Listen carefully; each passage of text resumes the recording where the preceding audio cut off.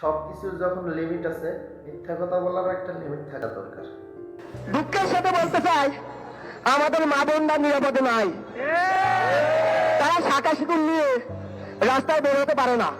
তাহলে মহাশয়, বাজারে রাস্তাঘাটে এরা কারা বেরোচ্ছে?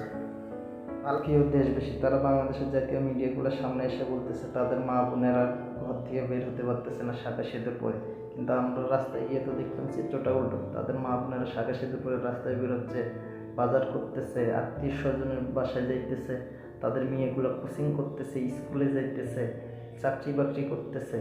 তারা এইসব মিথ্যে কথা বলার কারণ কি? আমার তো মনে হচ্ছে তারা স্বৈর শাসকের এজেন্ট হয়ে কাজ করতেছে দেশটাকে অস্থিতিশীল করার জন্য।